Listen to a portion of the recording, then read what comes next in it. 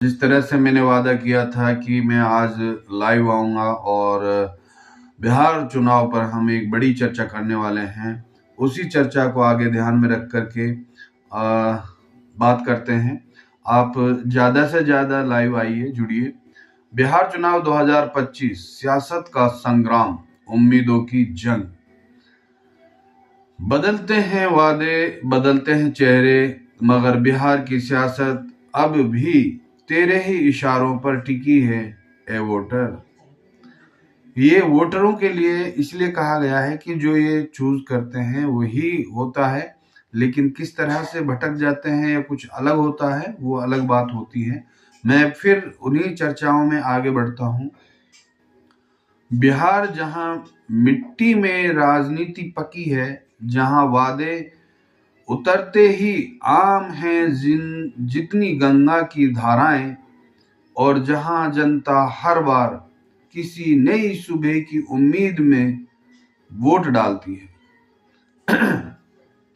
बिहार के हर गली मोहल्ले में, नुक्कड़ पे, चाय की दुकान पे, सब जगह चर्चाएं हो रही हैं, और सबसे बड़ी चर्चा है चुनाव की, कौन जीतेगा कौन हारेगा। तो उन्हीं चर्चाओं में 2025 के विधानसभा चुनाव इस धरती के लिए सिर्फ एक और चुनाव नहीं, बल्कि एक नई दिशा का फैसला है। क्या कांग्रेस अपना पुराना वजूद लौटा पाएगी? क्या भाजपा की लहर अब थकने लगी है? क्या नीतीश कुमार की राजनीति अब आखिरी मोड़ पर है? क्या ओवैसी की राजनीति, यानी उनका जो चुनाव चिन्ह है, पतंग जिसको हम कहते हैं, इस बार कितनी ऊंचाइयों पर जाएगी? इन सभी पकड़ों को ध्यान में रख करके हम लोग आप लोगों के बीच में आए हैं, और पतंग इस बार कितनी रफ्तार पकड़ेगी ये तो देखने की बात होगी। और क्या पप्पू यादव या प्रशांत किशोर के लिए नई या ये आखिरी सांस वाली चुनाव साबित होगा? क्योंकि इन्होंने कई बार ऐसे कई कैंडिडेट होते हैं कि आए गए हो जाते हैं, और जो शुरुआत में जो लहर रहती है उसके बाद में वो लहर नहीं रह पाती है। उन्हीं सब शब्दों के, उन्हीं सभी सवालों को लेकर के हम आप लोगों के बीच में हैं।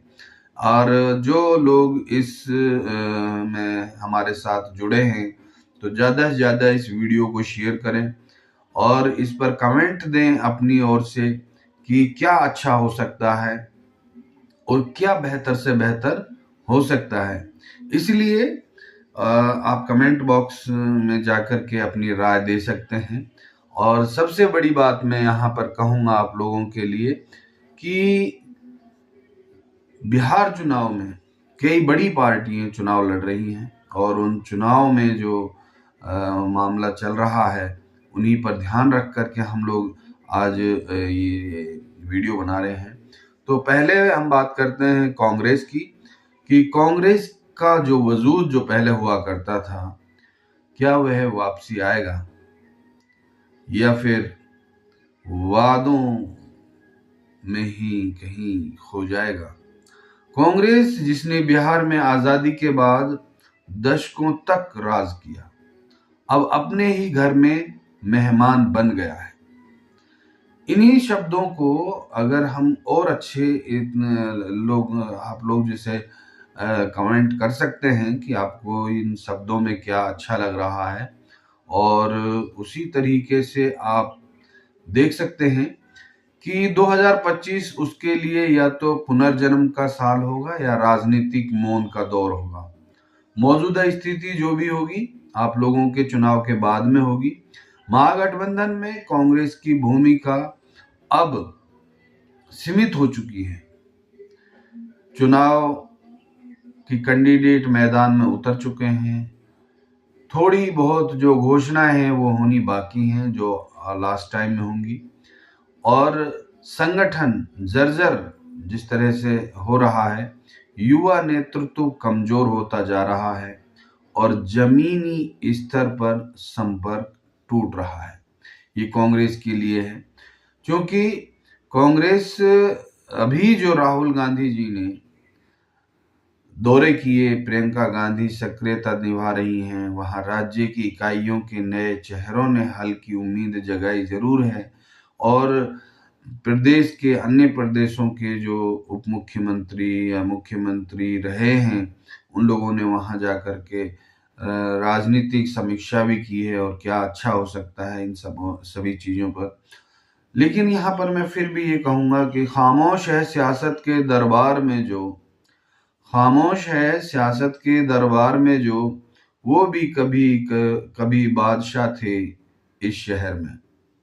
कांग्रेस को अब अपने पुराने भावनात्मक वोटरों को लौटाना है, पर अब जनता भावनाओं से नहीं काम से वोट देती है। और यही होना भी चाहिए कि जनता को काम देख करके ही वोट देना चाहिए।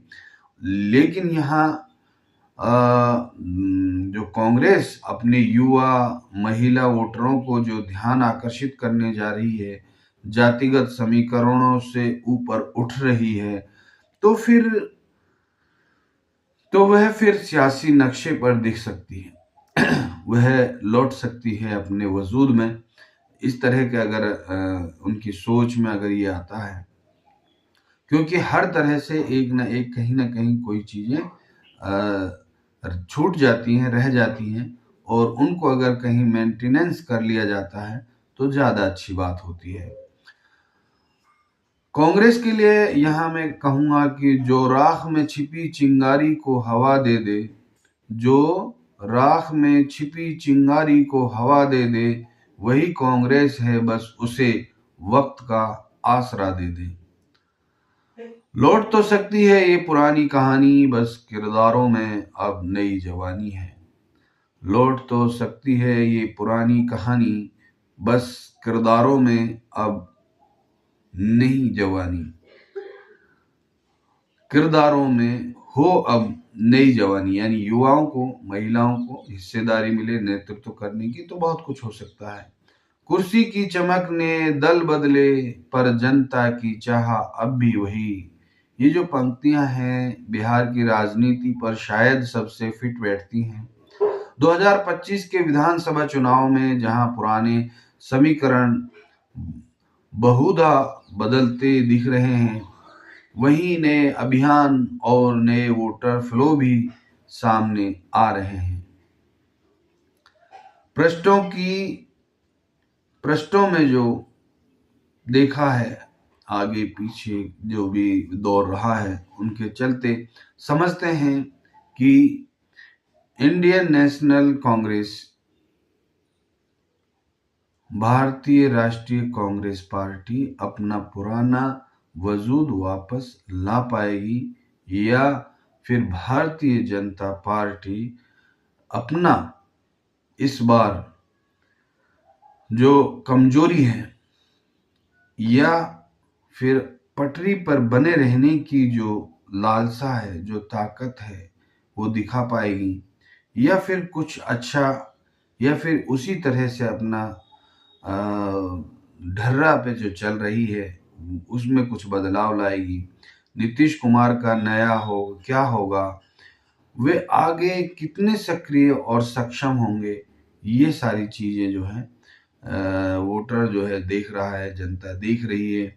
ऑल इंडिया मजलिसे इत्तेहाद मुस्लिमीन, कितनी बड़ी बात। आप लोगों के जब ओवैसी का नाम आता है तो एक नई ऊर्जा आप लोगों के दिल में भी घर कर जाती है, और एक सोचने को मजबूर हो जाते हैं कि एक हैदराबाद का छोटा सा नेता इस बार बिहार में कितनी ऊंचाइयों तक पतंग उड़ा पाएगा।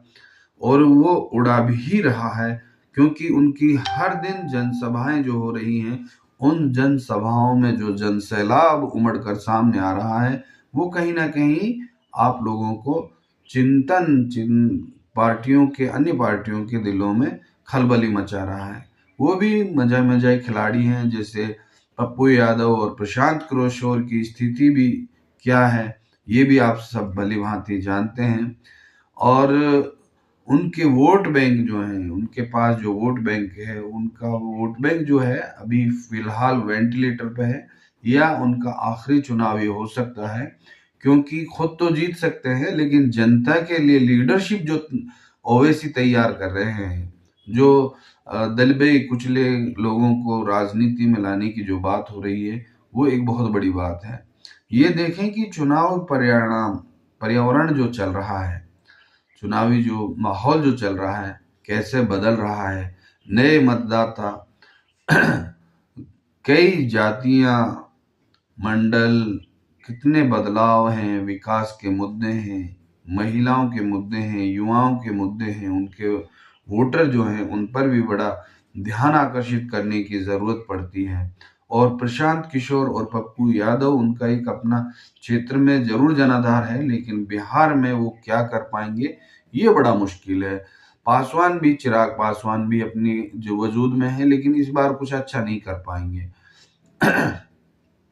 कांग्रेस का बिहार में जो परंपरागत वजूद रहा, लेकिन पिछले कई चुनाव में उसकी स्थिति कमजोर हुई है। अब अगर 2025 के चुनाव में सवाल यह है कि क्या कांग्रेस अपनी खोई हुई जमीन वापस ला सकती है, ये एक बहुत बड़ा सवाल है। और ये स्थिति इस वजह से भी है क्योंकि उन्होंने इस बार जो चुनाव लड़ा और प्रियंका गांधी, राहुल गांधी ने जमीनी मुद्दे उठाए, वहाँ के लोगों से मिले, अलग अलग जाति धर्म के लोगों से अलग तरीके से बातचीत किया, तो कितना अब स्थिति होगी ये तो फ्यूचर में, भविष्य में चुनाव के बाद में ही पता चलेगा। पिछले विधानसभा चुनाव में कांग्रेस का हिस्सा कम रहा है और वहाँ वो ज़्यादा कुछ नहीं कर पाए हैं।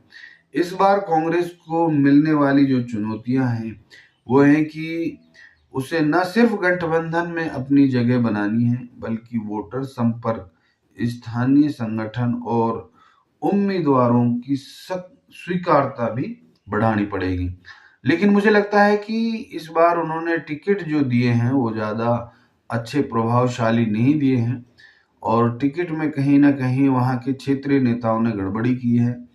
और गड़बड़ी जब होती है और उसका फिर भुगतान होता है कि राहुल गांधी एक तरफ जन आंदोलन कर रहे हैं और उन्हीं के नेता पैसा लेकर वोट टिकट दे रहे हैं, इस तरह की कुछ बातें वहाँ आ रही हैं।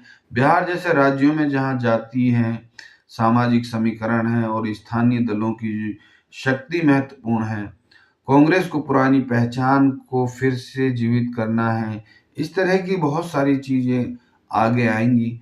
और जब पैसा लेने देने वाली बातें आती हैं, टिकट को पैसों में देना, क्योंकि जब वजूद खड़ा होता है तो वहाँ के जो कार्यकर्ता जो बरसों से सूखा सूखा थे, तो ऐसे मौकों पर वो अपने आप को थोड़ा बहुत गीला कर लेते हैं। और आप समझते हैं मेरी भाषा जो हो रही है, पैसे लेने देना राजनीति में चलता रहा है और ये कभी बंद होने वाला नहीं है। संभावना है कि कुछ कांग्रेस के कुछ हद तक इस बार बेहतर प्रदर्शन करेंगे, लेकिन बरसों पुराना वजूद पूरी तरह लौटाना आसान नहीं दिखता है। कारण बहुत सारे हैं, लेकिन इन सभी पर चर्चा हम जारी कर रहे हैं।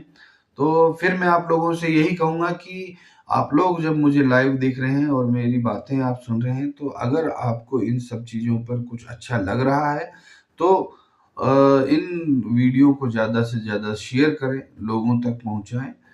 और जब लोगों तक पहुंचेंगे तो हमारी बातें और आप लोगों के जो चर्चाएं हैं वो कहीं ना कहीं वहाँ की जनता पर असर करेंगे, क्योंकि राजनीति चुनाव से संबंधित होती है और चुनाव में वोटर जब अपना मत डालता है और उस मत वो अपना वोट जब डालता है, तो वो 15 दिनों से जो चर्चाएं मीडिया में, लोगों के बैठकों में या बड़ी बड़ी सभाओं में होती है, तब उनको को असर पड़ता है, फिर वो वोट डालता है। तो मैं कह रहा था कि गठबंधन कांग्रेस की भूमिका अभी भी कमजोर नजर आती है। बड़े दलों जैसे राष्ट्रीय जनता दल है, आरजेडी जिसको कहते हैं, के बीच उसे अपनी जगह बनानी पड़ेगी।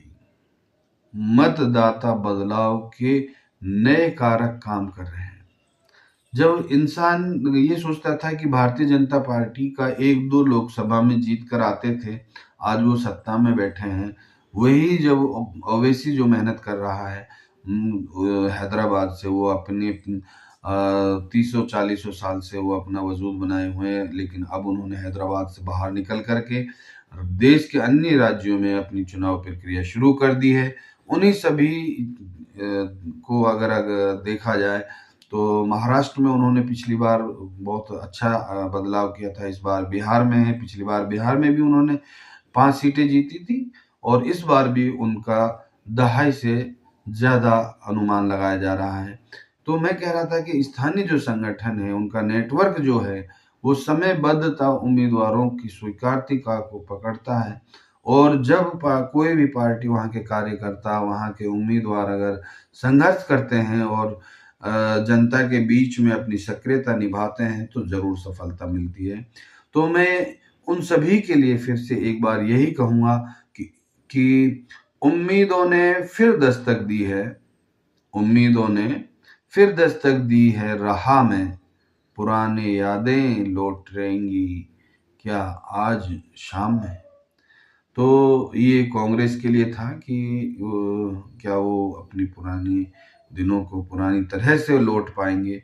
और बहुत सारी चीज़ें जो हैं कांग्रेस की बिहार, उत्तर प्रदेश और आपके सालों साल हो गए वेस्ट बंगाल में कांग्रेस की लो जो है वो बुझी हुई है। बुझी हुई भी नहीं कह सकते, सिर्फ हवा बदलने की तैयारी है। वहाँ पर लोग कार्यकर्ताओं को मजबूती से वहाँ करना पड़ेगा, तब जा कर के आगे मामला बन पाएगा।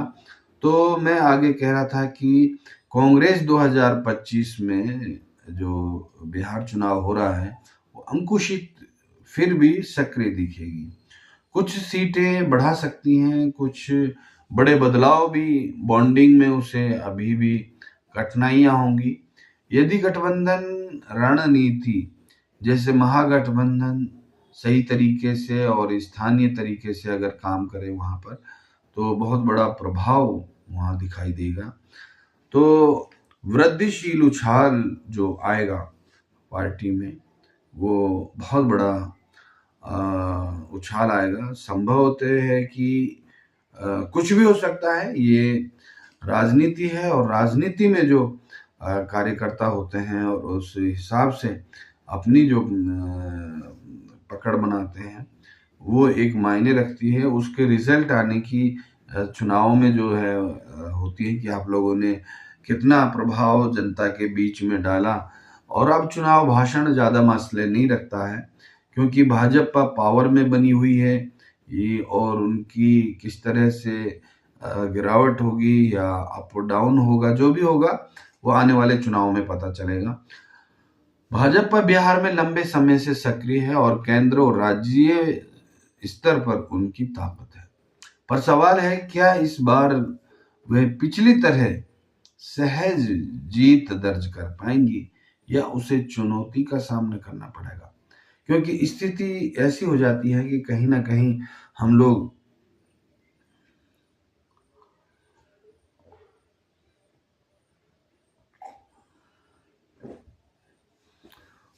समझने में या फिर ओवर कॉन्फिडेंस में आ जाते हैं तो स्थिति गड़बड़ा जाती है। तो एक है जो एनडीए है, नेशनल डेमोक्रेटिक अलायंस को पार्टियां, उसमें कई पासवान, चिराग पासवान हैं, बीजेपी है और नीतीश कुमार जी की पार्टी है, उन सभी का ये एक अलायंस है जो 2025 में आगे बने रहने की संभावना है। या अनुमानित सीटें जो हैं 120-140 के पास आसपास आएंगी।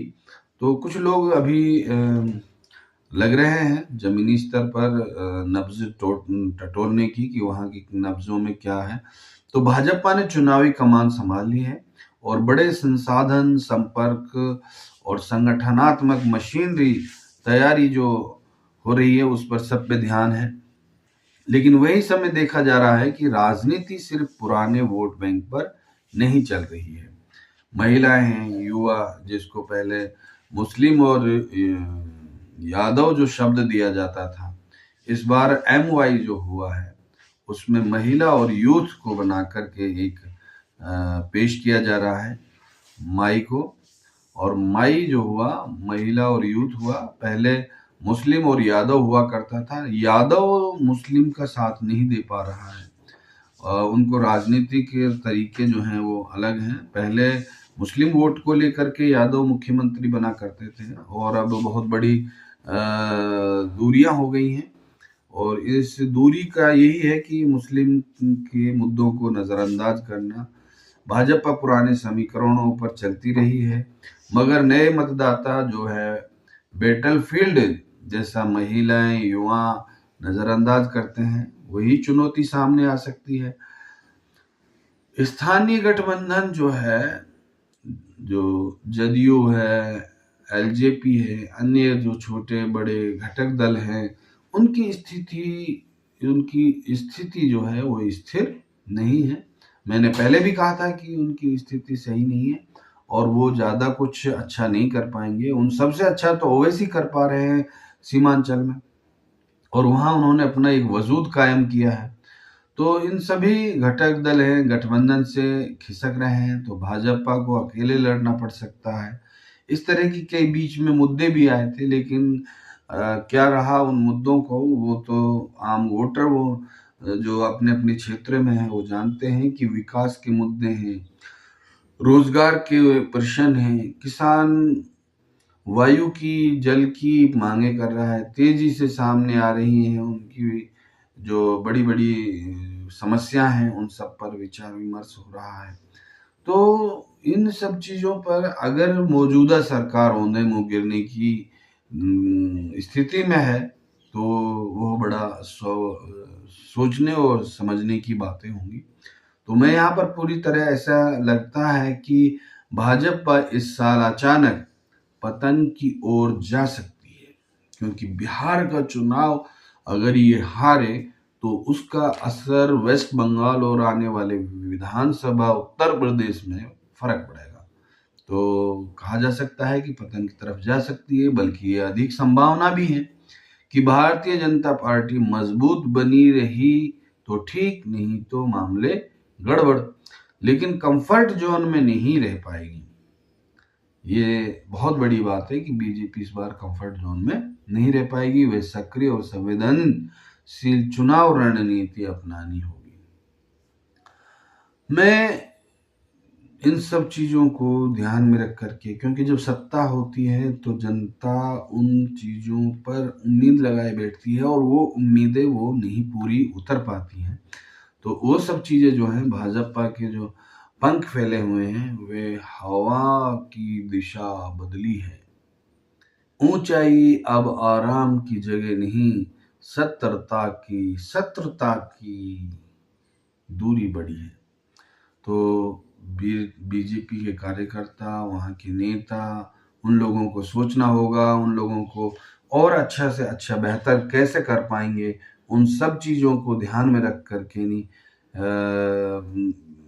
नए कार्यकर्ता, पुराने कार्यकर्ता आपसे रंजिश भूल करके कुछ अच्छा कर सकते हैं। भारतीय चुनाव, भाजपा इस बार चुनाव हारेगी या जीतेगी, ये तो आने वाला मास्टर ब्लास्ट क्लास की ही नहीं रहेगी, या इस तरह का जो चुनाव होगा उस पर चर्चा रहेगी। अगर उसने बड़े बड़े काम किए तो मामला हो सकता है। बात है संगठन और संचालन की, वोटरों से संवाद की, ये उनके लिए निर्णायक होंगे, लेकिन कितना निर्णायक होंगे ये अभी स्थिति चुनाव परिणाम आने के बाद में ही पता चलेगा।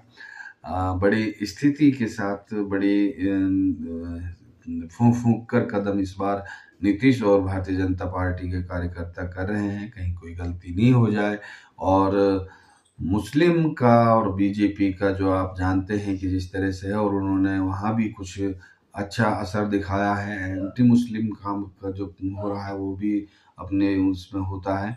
नीतीश कुमार की बिहार की राजनीति में दशकों से सक्रियता रही है, कई बड़ी सरकारें बनाकर बिगाड़ चुके हैं, और किसी के साथ मिले कहीं नहीं मिले वो देखने की स्थिति है। 2025 में राजनीतिक भविष्य और शक्ति, उनकी शक्ति स्थिति रहेगी या नहीं रहेगी, ये भी देखने की बात है। मैं यहाँ पर मामला है कि अगर बिहार चुनाव इस बार एनडीए हारता है तो केंद्र की सरकार में भी उथल पुथल मचेगी, ये मैं आपको बता रहा हूँ। उन्होंने समय समय पर गठबंधन बदले हैं और भारतीय जनता पार्टी ने कई बार इस स्थिति को समझा है और हम आपको बता सकते हैं कि गठबंधन से बाहर है, फिर भी अंदर में जो चलता है उस पर सक्रिय है। उन्हें राज्य का मुख्यमंत्री अनुभव है, अनुशासन, प्रशासन, ज्ञान भी है, लेकिन स्थिति यहाँ